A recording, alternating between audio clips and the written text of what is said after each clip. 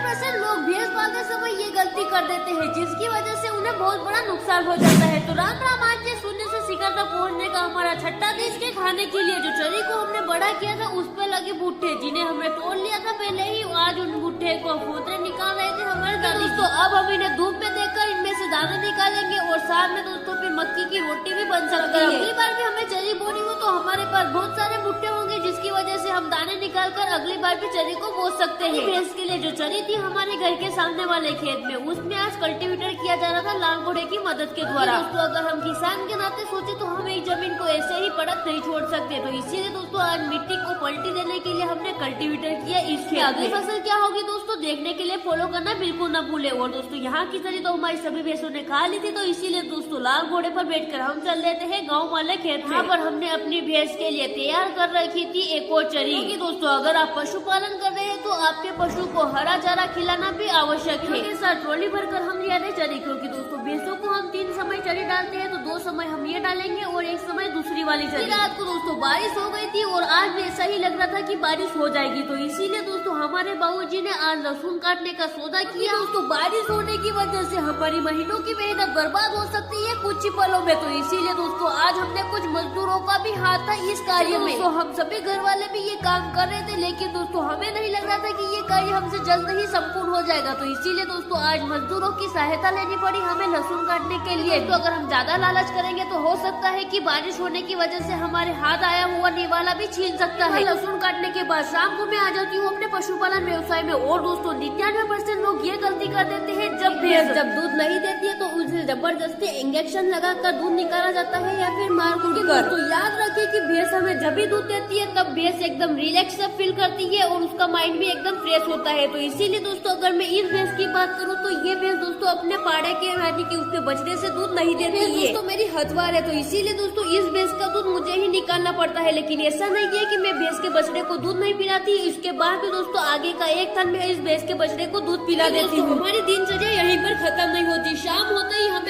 Office से चाय लेकर खेत पर आना पड़ता है, क्योंकि दोस्तों बारिश कभी भी हो सकती है, इसकी कोई रिस्क नहीं है। तो कभी रात को बारिश हो जाए तो हम आ जाते हैं खेत पर अपनी लहसुन को लेने के लिए। और दोस्तों ये जो आप ट्रॉली में लहसुन देख रहे हैं ये हम सभी घर वालों ने मिलकर काटी है। ये जो मैंने शून्य से लेकर शिखर तक का चैलेंज लिया है, इसमें मुझे कई परेशानियों का सामना भी करना पड़ेगा। यानी कि दोस्तों जो मैंने दिन भर लहसुन की कटाई की और लहसुन को उखाड़ा भी सही है दोस्तों, कैमरे में भले ही आपको सीधा साधा दिखता होगा, लेकिन इसमें मेहनत बहुत ही ज्यादा लगती है। दोस्तों सिर्फ रील्स और कैमरा में ही अच्छी लगती है, अगर हकीकत में करने जाओगे तो हालत खराब हो सकती है। इस बेमौसम बारिश के लिए दोस्तों हमें इतनी मेहनत करनी पड़ रही है, वरना दोस्तों हम इस लहसुन को खेत पर ही